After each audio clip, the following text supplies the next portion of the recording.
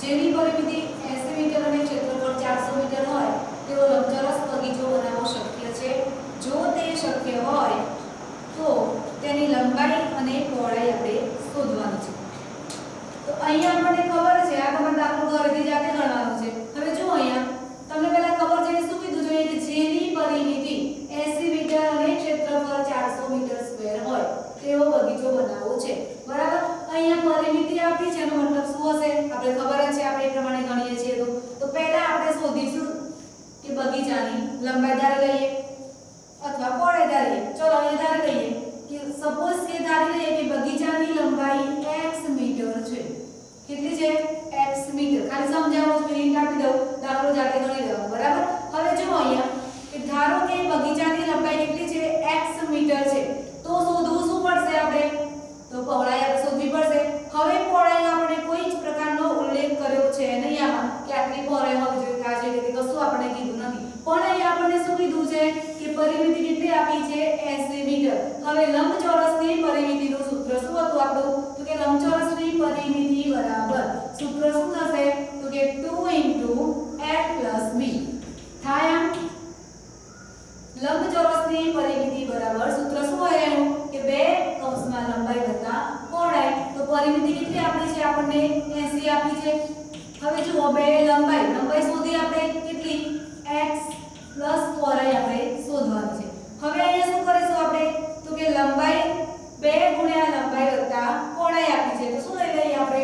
તો કે 2 * લંબાઈ વત્તા પહોળાઈ એમને એમ રાખીશું બરાબર 80 થશે. આમ આપણે અહીંયા હમણાં x મૂકીશું નહીં, આનાથી શોધી લેશું ડાયરેક્ટ પહોળાઈ. તો અહીંયા આપણને શું મળી જશે? હવે અહીંયા જુઓ કે આ બેને હું અહીં લઈ જઈશ તો શું થશે? ભાગ્યા 2 થશે. હવે લંબાઈ વત્તા પહોળાઈ એટલે કે x વત્તા પહોળાઈ બરાબર કેટલા થયા? 40. સમજો પહોળાઈ શોધવા માટેની રીત સમજાવું છું કે અહીંયા આપણે કીધું છે કે જેની પરિમિતિ 80 મીટર અને ક્ષેત્રફળ 400 મીટર હોય તેવો લંબચોરસ બગીચો બનાવવો શક્ય છે. જેમ આપણે દાખલા નંબર 1 માં જોયું એ પ્રમાણે. તો અહીંયા આપણે કીધું કે ધારો કે બગીચાની લંબાઈ x મીટર છે, તો આપણે પહોળાઈ તો શોધવી પડશે. તો પહોળાઈ માટે શું લઈ લઈશું? તો કે આપણને પરિમિતિ આપી છે, તો પરિમિતિનું સૂત્ર શું હોય? તો કે પરિમિતિ બરાબર 2 કૌંસમાં લંબાઈ વત્તા પહોળાઈ. તો એ પ્રમાણે લઈ લીધું આપણે. હવે જુઓ x આપણે લંબાઈ આપી છે, પહોળાઈ શોધવી છે. તો પહોળાઈ બરાબર શું થશે? તો પહોળાઈ બરાબર થશે 40 - x મીટર. ક્લિયર? તો તમે શું લખીશો કે ધારો કે લંબાઈ બરાબર x મીટર છે. ધારો કે બગીચાની લંબાઈ બરાબર x મીટર છે અને પહોળાઈ બરાબર શું થાય? તો કે 40 - x. જે કેવી રીતે મેળવે આપણે? તો કે પરિમિતિના સૂત્ર પરથી. ક્લિયર? હવે આટલું કર્યા પછી આપણે શું કીધું છે? સેમ આગલા દાખલામાં જે પ્રોસેસ હતી એ જ પ્રમાણે કે બગીચાનું ક્ષેત્રફળ તમને કેટલું આપ્યું છે? 400 મીટર સ્ક્વેર. તો આ લખી દેવાનું કે બગીચાનું ક્ષેત્રફળ 400 મીટર સ્ક્વેર છે. હવે અહીંયા લંબચોરસ બગીચો છે માટે શું થઈ જશે? લંબાઈ ગુણ્યા પહોળાઈ. તો અહીંયા સૂત્ર શું બનશે? તો કે x ગુણ્યા 40 - x = 400. બરાબર. આટલે સુધી ક્લિયર? પછી તમે x અંદર મૂકી દેશો અને પ્રમાણે સમીકરણ બની જશે. અને સમીકરણ બની જાય પછી આપણે શોધવું શું પડશે? a b c. a મળ્યા પછી b² - 4ac શોધવાનું. જો આપણને b² - 4ac નું મૂલ્ય શું મળે? ઋણ મળશે તો શક્ય છે નહીં. જો ધન મળશે તો શું હશે? એને બે વાસ્તવિક અને ભિન્ન બી જશે. ધેટ મીન્સ કે લંબાઈની પહોળાઈ મળશે. પછી જો 0 મળે = 0 મળશે તો શું થશે એના? તો કે બે વાસ્તવિક અને સમાન બીજ હશે અને એનું સ્વરૂપ કેવું મળશે આપણને? કે -b/2a. તો જો અહીંયા તમે આનું સાદુરૂપ આપશો, જો તમને b² - 4ac નું મૂલ્ય બરાબર 0 મળી ગયું તો તમારે આ સ્વરૂપના આધારે બીજ શોધી દેવાના. એ શું હશે? એની લંબાઈ અને પહોળાઈ. પછી તમારે લખી દેવાનું આપણે જેમ કે લંબાઈની ધારી તો અહીંયા ધારી છે કે x. ધારો કે લંબાઈ x છે તો અહીંયા જે બીજ મળ્યા તો x બરાબર આટલા મળ્યા છે. માટે લંબાઈ બરાબર પહોળાઈ બરાબર 40 - x. તો x ની કિંમત આપણે મૂકી દેવાની અને પછી લંબાઈની પહોળાઈ આપણે શોધી દેવાની. ક્લિયર? તો આ પ્રમાણે દાખલો તમારે હોમવર્કમાં ગણી લેવાનો. નેક્સ્ટ એક્ઝામ્પલ જોઈએ. Example number 4. 5 નંબરનો એક્ઝામ્પલ તમારે હોમવર્ક છે. મેં તમને સમીકરણ આપી દીધું, એના પરથી તમારે abc ના મૂલ્યો શોધવાના. ઇન શોર્ટ ખ્યાલ શું રાખશો તમે કે જો અહીંયા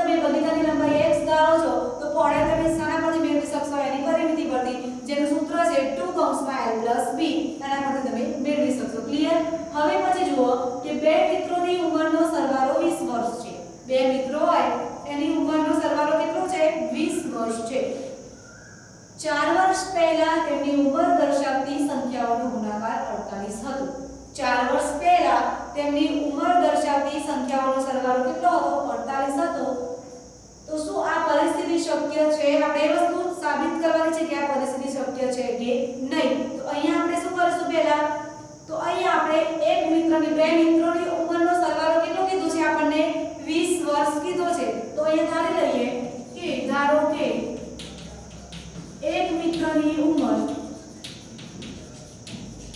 બરાબર x વર્ષ થાય હવે જો અહીંયા આવા રીતનું ઉદાહરણ પણ એક હતું અહીંયા તમને બે મિત્રની ઉંમરનો સરવાળો 20 વર્ષ આપ્યો છે અહીંયા જુઓ જો એક મિત્રની ઉંમર x વર્ષ હોય તો બીજા મિત્રની ઉંમર શું થશે તો કે ટોટલ સરવાળો કેટલો આપ્યો છે 20 એમાંથી આટલી ઉંમર બાદ કરીશું એટલે બીજા મિત્રની ઉંમર હોય ક્લિયર માટે લખી દઈએ માટે બીજા મિત્રની ઉંમર બરાબર 20 x વર્ષ ક્લિયર આટલે સુધી શું કીધું છે આપણને કે બે મિત્રની ઉંમરનો સરવાળો 20 વર્ષ છે તમે શું કર્યું અહીંયા તો કે એક મિત્રની ઉંમર x વર્ષ છે તો બીજા મિત્રની ઉંમર શું થાય તો કે 20 x વર્ષ ક્લિયર હવે અહીંયા જુઓ તમને શું કીધું છે કે 4 વર્ષ પહેલા તેમની ઉંમર દર્શાવતી સંખ્યાઓનો ગુણાકાર 48 હતો આ કન્ડિશન શક્ય છે કે નહીં એ આપણે શોધવાનું છે તો હવે અહીંયા શું લખીશું તો બંનેની 4 વર્ષ પહેલાની ઉંમર આપણે શોધવી પડશે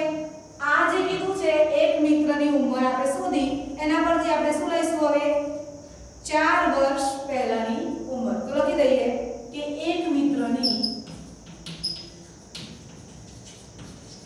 4 વર્ષ પહેલાની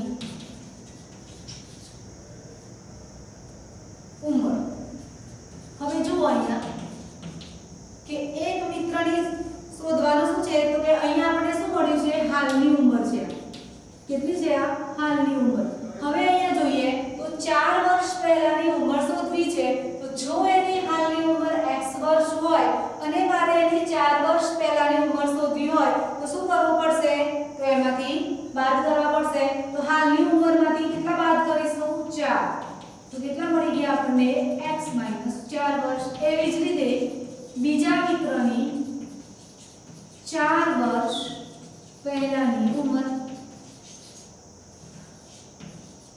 બરાબર કેટલા છે તો કે 20 x માઈનસ કેટલા થશે 4 કેમ 4 તો કે આપણે 4 વર્ષ પહેલાની ઉંમર શોધવાની છે આ જે મળી આપણને હાલની ઉંમર મળી હવે જે શોધી છે એ 4 વર્ષ પહેલાની મળી તો અહીંયા શું થશે તો 20 4 એટલે 16 x ક્લિયર આટલે સુધી હવે અહીંયા શું કીધું છે આપણને કે આ બંનેનો ગુણાકાર આ બંને સંખ્યાઓનો ગુણાકાર કેટલો મળે છે આપણને તો કે 48 મળે છે તો શું કરીશું આપણે પહેલા તો અહીંયા લખીશું કે ઉપરોક્ત દર્શાવ્યા મુજબ બંને મિત્રોની ઉંમરનો ગુણાકાર કેટલો છે તો લખી દઈએ અહીંયા બંનેની ઉંમરનો ગુણાકાર કેટલો છે 48 છે માટે શું થશે તો કે x 4 ગુણ્યા 16 x 48 લખી શકાશે આ રીતે હવે જુઓ અહીંયા આનો આના સાથે ગુણાકાર કરી દઈએ તો x નો 16 સાથે ગુણાકાર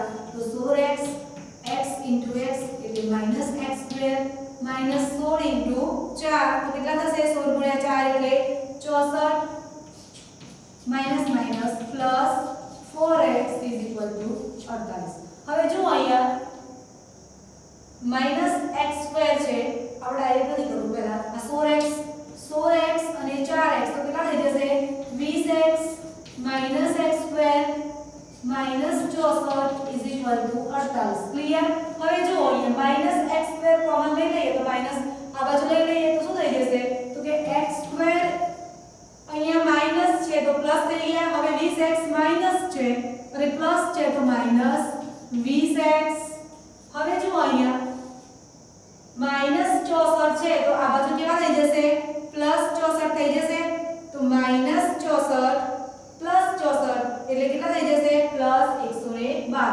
48 + 64 કરીશું એટલે કેટલા મળશે આપણને 112 બરાબર 0 થઈ ગયું આખું પદ ક્લિયર આખું આ પદ શું કર્યું આપણે આ બાજુ લઈ ગયા એટલે માઈનસ ના પ્લસ થી પ્લસ ના માઈનસ થઈ ગયા. હવે જુઓ અહીંયા આપણે શું મળ્યું છે તો કે x² આ સમીકરણ મળી ગયું તો a બરાબર 1 b બરાબર -20 અને c બરાબર 112. ક્લિયર? તો લખી દઈએ b² -4ac તો b² એટલે -20 નો વર્ગ -4ac 112. હવે 20 નો વર્ગ એટલે કેટલા થાય +400 -112 ગુણ્યા 4 કરીશું તો કેટલા મળશે આપણને b² -4ac. હવે જો અહીંયા 112 ગુણ્યા 4 કરીએ તો આપણને કેટલા મળે છે તો કે -448. ક્લિયર? 11 ગુણ્યા 4 એટલે 44 4 ગુણ્યા 2 એટલે 8. હવે 400 - 448 તો કેટલા થશે તો કે -48 થાય. આમ તો b² -4ac કેટલા મળે આપણને -48. એનો મતલબ શું થયો તો કે શું મળ્યું આપણને <0. શું મળ્યું આપણને <0 મળ્યા. તો અહીંયા આપણે લખવું પડે કે આથી શું લખીશું આપણે કે b² -4ac કમ્પલસરી લખવું પડે b² -4ac is <0 હોવાથી એનો મતલબ શું થાય કે b² -4ac નું મૂલ્ય શું મળ્યું આપણને ઋણ મળ્યું છે. માટે આપેલ દ્વિઘાત સમીકરણને વાસ્તવિક બીજ શક્ય નથી. ક્લિયર? અહીંયા શું કીધું છે કે b² -4ac -48 જે શું છે ઋણ મળ્યા છે લેસ ધેન છે માટે લખી શકીએ કે આથી b² -4ac is <0 હોવાથી આપેલ દ્વિઘાત સમીકરણને વાસ્તવિક બીજ શક્ય નથી. અથવા તો લખી શકાય કે આપેલ પરિસ્થિતિ માટે લખી શકીએ આપણે કે આપેલ પરિસ્થિતિ શક્ય નથી. ક્લિયર? હવે જો અહીંયા સુધી કમ્પ્લીટ થઈ ગયું. સપોઝ કે તમને એવું કીધું હોય કે પરિસ્થિતિ શક્ય છે કે નહીં એ તમારે કમ્પલસરી બતાવવું જ પડે. જો તમે અહીંયાથી છોડી દીધું <0 લખી દે ચાલશે નહીં. તમારે અહીં કન્ડિશન બતાવવી પડશે કે b² -4ac <0 હોવાથી આપેલ દ્વિઘાત સમીકરણને વાસ્તવિક બીજ શક્ય નથી. માટે આપેલ પરિસ્થિતિ શક્ય નથી. ક્લિયર? આટલે સુધીના આપણા એક્ઝામ્પલ પૂરા કરીશું. કારણ કે હવે જુઓ પાંચમો દાખલો મેં તમને હિન્ટ આપી એ પ્રમાણે તમારે ઘરેથી ગણવાનું રહેશે. હવે આપણે શું કરીશું તો કે ઇન શોર્ટમાં ત્રણ રૂપ કેવા હતા બીજના સ્વરૂપો આપણા કે b² -4ac = 0 હોય તો દ્વિઘાત સમીકરણને કેટલા બીજ મળશે તો કે બે બીજ વાસ્તવિક મળશે. પણ કેવા હશે =0 હશે તો એ સમાન હશે. >0 હોય એટલે કે ધન સંખ્યામાં મળતું હોય આપણને તો એને બે વાસ્તવિક બીજ મળશે અને કેવા હશે તે ભિન્ન હશે. ધેટ મીન્સ કે જુદા જુદા હશે. અને જો <0 હશે તો આપણને બીજ મળશે નહીં. આ ત્રણ કન્ડિશન આપણી ઓકે. હવે જુઓ અહીંયા આપણે એક વસ્તુ ધ્યાનમાં રાખવાની કે પ્રત્યેક ચોરસ હોય એ લંબચોરસ હોય જ. ચોરસ લંબચોરસ હોય પણ લંબચોરસ ક્યારે ચોરસ હોઈ શકે નહીં. ધેટ મીન્સ કે પ્રત્યેક ચોરસને આપણે લંબચોરસ દર્શાવી શકીશું પણ જો પ્રત્યેક લંબચોરસને ચોરસના રૂપમાં દર્શાવી શકીશું નહીં. આપણે દાખલા ગણતી વખતે એ કન્ડિશન ખાસ યાદ રાખવાની. હવે જુઓ બે એક્ઝામ્પલ એવા લઈ લે જે આપણી બોર્ડની એક્ઝામમાં વારંવાર MCQ માં પૂછાતા હોય છે એના લગતા એ બે જોઈ લઈએ અને પછી આપણે આખું ચેપ્ટર પૂરું કરીએ.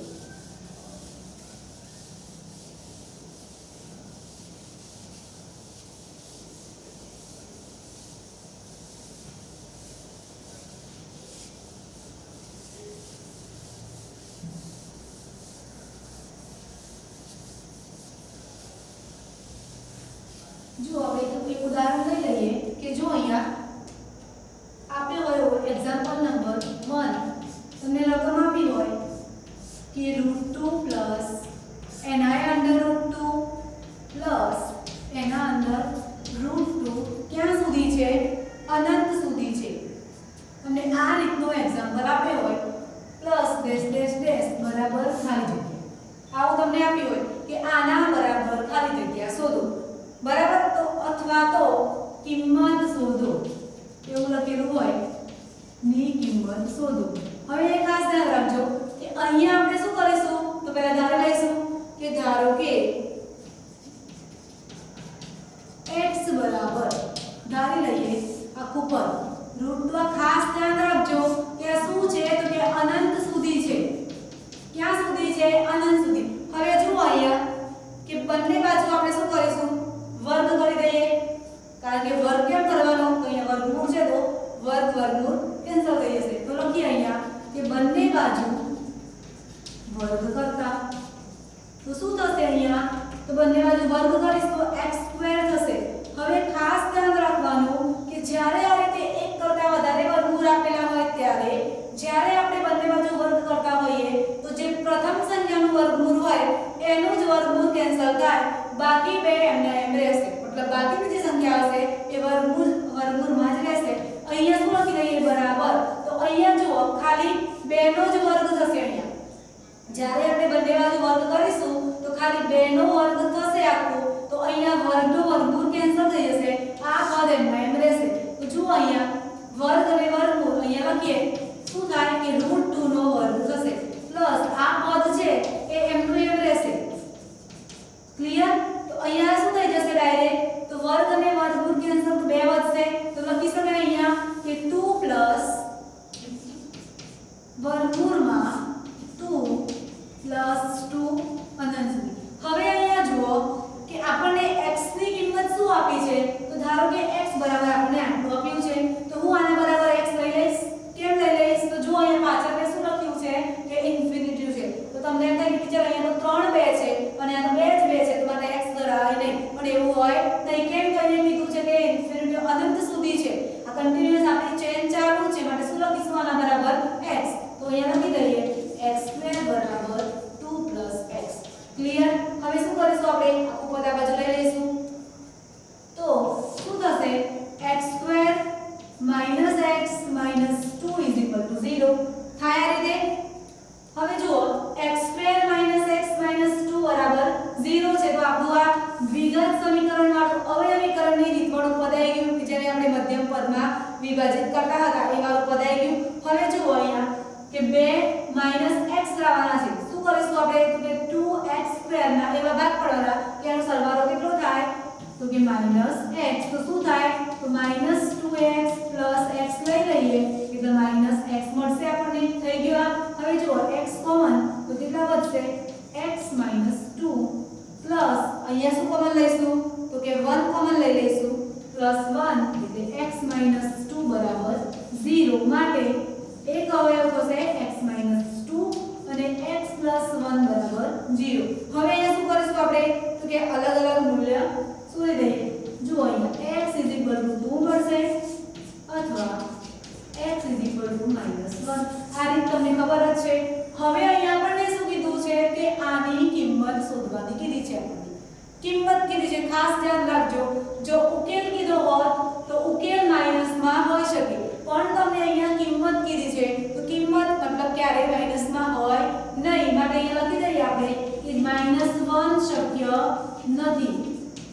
અહીંયા આપણને x બરાબર કિંમત કેટલી મળશે તો કે 2 શું મળી આપણે આ રાખવાની કિંમત 2 મળી। ક્લિયર ખાસ ધ્યાન શું રાખીશું અહીંયા કે જો આપણે એવું કીધું હોત કે આના બરાબર ઉકેલ શોધો તો ઉકેલ લખી શકીએ આપણે કે 2 n - 2 આપણે આ રીતે ઉકેલ લખી શકીશું પણ અહીંયા શું કીધું છે કે કિંમત શોધો તો કિંમત ક્યારે આપણે ઋણ મેળવી શકીએ નહીં જે આપણે આગળ સાબિત કરી ચૂક્યા છીએ। હવે અહીંયા તો x બરાબર શું મળે કિંમત આપણને 2। ક્લિયર તો એવી જ રીતે તમે અહીંયા 2 ની જગ્યાએ 6 આપ્યા હોય તો તમારે અહીંયા એ પ્રમાણે 6 લઈ લેવાના ખાલી ફરક શું પડશે તો અહીંયા 2 ની જગ્યાએ તમને કેટલા મળશે અહીંયા 6 મળશે બીજો કોઈ ફરક પડશે નહીં। સેમ ટુ સેમ આ જ રીતે કરવાનું। જો તમને આ રીતના દાખલા પૂછાય તો તમારે ભૂલ ક્યાં પડે અહીંયા જ પડે ભૂલ આ વસ્તુ ધારી x બરાબર તો તમે શું કરો એ 3 2 જોઈ અને આના બરાબર x લો નહીં અને આ દાખલો એટલે છોડી દો રકમમાં જવાબ આપણને મળે નહીં પણ શું કરવાનું તો અહીંયા પાછળ અનંત સુધી દર્શાવ્યું છે એટલે આના બરાબર પણ શું થાય x જ થાય। ખાસ ધ્યાન શું રાખીશું કે જ્યારે વર્ગ કરીશું ત્યારે ખાલી પહેલું જ વર્ગમૂળ જશે બીજા બે જશે નહીં। ક્લિયર હવે અહીંયા આની જગ્યાએ તો કદાચ 2 ની જગ્યાએ 6 લેવાના અને તમારે જાતે એક્ઝામ્પલ સોલ્વ કરી દેવું। તો હવે આપણે જુઓ એના ત્રણ પ્રકાર કે અવયવીકરણની રીત, પૂર્ણ વર્ગની રીત અને દ્વિઘાત સૂત્રની રીત જે આપણે જોઈ ગયા. પૂર્ણ વર્ગની રીતમાં શું હતું? અવયવીકરણમાં આપણે શું કરતા હતા કે મધ્યમ પદને વિભાજિત કરતા હતા, જે આપણે 8 સ્ટાન્ડર્ડથી કરતા આવ્યા છીએ. એના પછી જે પૂર્ણ વર્ગવાળી રીત હતી તો એમાં આપણે શું જોતા હતા તો કે પહેલા આપેલ જે દ્વિઘાત સમીકરણ હોય એ પ્રમાણિત સ્વરૂપે ફેરવવાનું, ના હોય તો પછી જોવાનું કે પ્રથમ પદ પૂર્ણ વર્ગ છે કે નહીં. જો પ્રથમ પદ પૂર્ણ વર્ગ ના હોય તો સૌપ્રથમ શું કરવાનું? એને પૂર્ણ વર્ગ બનાવવાનું. કેવી રીતે બનાવવાનું? તો કે x² નો જે સહગુણક હોય એના વડે આપણે આખા પદને ગુણી દઈએ એટલે આપણું પ્રથમ પદ પૂર્ણ વર્ગ થઈ જશે. ક્લિયર? પછી આપણે તો પૂર્ણ વર્ગ આવડે છે કે જે પૂર્ણ વર્ગ બની ગયું પ્રથમ પદ તો એનું વર્ગમૂળ, બીજા પદની નિશાની અને ત્રીજા પદનો વર્ગ. ક્લિયર? એટલે એ પ્રમાણે બની જશે. એના પછી આપણે અંતિમ પદ શોધીશું જે તમને સૂત્ર દ્વારા મેં સમજાવ્યું છે. દ્વિઘાત સૂત્રમાં આપણે આખું સૂત્ર સમજાવ્યું થિયોરેટિકલ કે x સૂત્ર શું મળ્યું તો -b ± √b² - 4ac/2a. એ પરથી આપણે દ્વિઘાત